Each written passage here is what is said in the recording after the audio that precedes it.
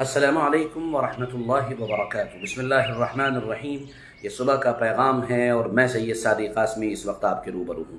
امید کرتا ہوں آپ سبھی حضرات بخیر ہوں گے، جہاں بھی ہوں گے خوشیوں کے ساتھ ہوں گے۔ یو پی الیکشن کے نتائج سامنے آ چکے ہیں اور یہاں یقینی طور پر بی جے پی یعنی بھارتی جنتا پارٹی سب سے لارجسٹ پارٹی بن کر ابھری ہے اور اس کو واضح اکثریت حاصل ہوئی ہے۔ بہرحال امیدیں جس کی بھی جو رہی ہوں، لیکن فیصلہ خداوندی یہ تھا کہ اللہ تعالیٰ ان کو دوبارہ اقتدار دے، تو اللہ تعالیٰ نے دوبارہ اقتدار دے دیا۔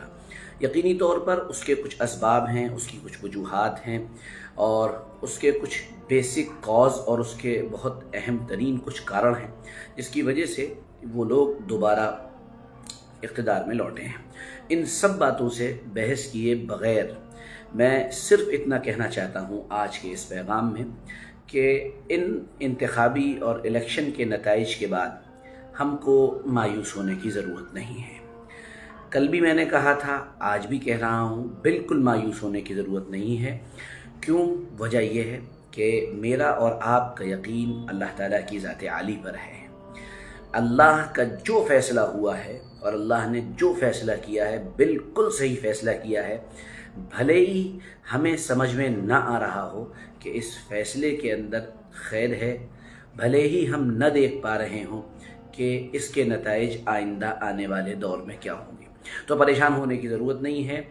بس یہاں پر دو باتیں عرض کروں گا، صرف دو باتیں، اور وہ دونوں باتیں سیدنا عمر رضی اللہ عنہ کے دو اقوال ہیں، ان کی دو بہت خوبصورت اور پیاری باتیں ہیں، ان کو سنیے، توجہ دیجئے اور اپنے کام میں لگ جائیے۔ پہلی بات، حضرت عمر رضی اللہ عنہ نے فرمایا، مجھ کو اس بات کی پرواہ نہیں ہے کہ میں کوئی صبح اس حال میں کروں کہ میرے پاس کچھ نہ ہو، یعنی میں فقیر ہوں، اور نہ ہی میں اس کی فکر کرتا ہوں کہ میں صبح اس حالت میں کروں کہ میں بہت مالدار ہوں، میں بہت تونگر ہوں۔ وہ یہ فرما رہے تھے کہ ہمیں نہیں معلوم کہ اللہ نے ہمارے لیے کس چیز میں خیر رکھی ہے۔ جو چیز خیر تھی، جو چیز بھلائی تھی، وہ وجود میں آ گئی۔ یاد رکھیے، بہت سی ناپسندیدہ چیزیں جو ہم کو پسند نہیں آ رہی ہوتی ہیں، اس کے اندر بھی خیر چھپا ہوا ہوتا ہے۔ اس لیے اس بات پر توجہ دیے بغیر کہ کیا ہو گیا، اس پر زیادہ تبصرے کیے بغیر کہ یہ سب کیوں ہوا اور کس وجہ سے ہوا، بہت لمبی چوڑی باتیں کیے بغیر اب اپنے کام میں لگ جائیے۔ میں بہت اچھا تجزیہ کر سکتا ہوں، میں بہت شاندار باتیں یہاں پر آپ کے سامنے الیکشن کے انالیسس کے طور پہ کہہ سکتا ہوں، لیکن جب سانپ نکل جائے تو پھر اس کے نشان کو پیٹنے سے کوئی فائدہ نہیں ہوتا ہے۔ آئندہ کے لیے اس بات پر ہم کو کام کرنا ہے کہ دراصل ہمارا اصل کام کیا ہے۔ ہماری اصل دو محنتیں ہیں۔ پہلی بنیادی محنت، اللہ کا صحیح تعلق محمد رسول اللہ صلی اللہ علیہ وسلم کے بتائے ہوئے راستے کے مطابق دین کی مکمل محنت اور دین کی مکمل سمجھ اور فہم کے ساتھ پورے دین کو سمجھیں، مکمل دین کو سمجھیں اور اللہ سے رجوع کریں، اللہ کی طرف واپس آئیں اور اللہ کی طرف لوٹیں۔ دراصل یہ محنت ہے جو آپ کو کسی بھی پریشانی اور کسی بھی الجھن سے نکال سکتی ہے۔ بہت اہم بات آپ سے کہہ رہا ہوں، سیاست ہمارے مسائل کا حل نہیں ہے، صرف سیاست سے ہمارے مسائل حل نہیں ہوں گے۔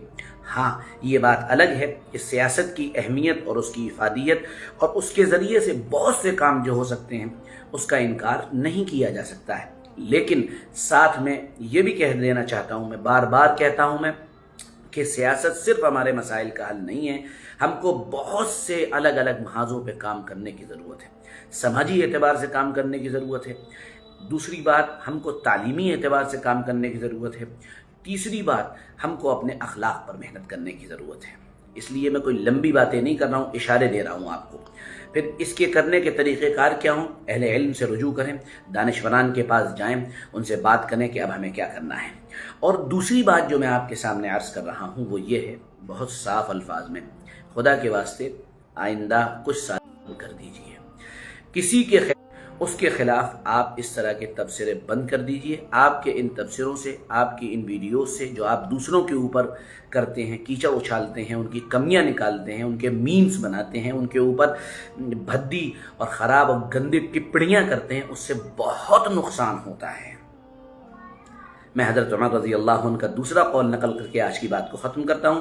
حضرت عمر رضی اللہ عنہ فرمایا کرتے تھے، باطل کی طرف سے خاموش رہ کر، یعنی جو آپ کے مقابلے میں ہے اس کی طرف سے خاموشی اختیار کرو اور اس کے ذریعے سے باطل کو ختم کر دو۔ یعنی آپ جن چیزوں کا زیادہ تذکرہ کریں گے وہ چیزیں باقی رہیں گی۔ میں اپنے والد صاحب سے اکثر یہ بات سنا کرتا ہوں، وہ یہ کہا کرتے ہیں، جس سے کبھی اختلاف ہو جائے اس کا ذکر بند کر دو، جس سے کبھی تمہارا کانٹرڈکشن کریٹ ہو جائے اس کا تذکرہ بند کر دو، غیبت سے بھی بچو گے، اور تم دیکھنا اگر تم اس کا تذکرہ بند کر دو گے وہ چیزیں اپنے آپ ختم ہو جائیں گی۔ تو اس لیے کسی کا تذکرہ نہ کریں۔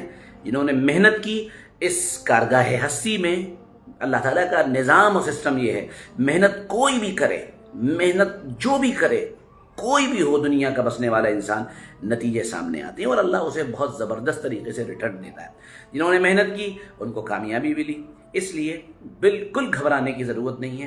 ایمان و عمل پیدا کیجئے، اللہ کا صحیح تعلق پیدا کیجئے، اپنے عقیدے پر محنت کیجئے، اپنی فکر پر محنت کیجئے، محمد رسول اللہ صلی اللہ علیہ وسلم کے لائے ہوئے طریقے پر اپنے آپ کو لائیے اور مکمل دین کی محنت کریے، مکمل دین کی محنت کریے۔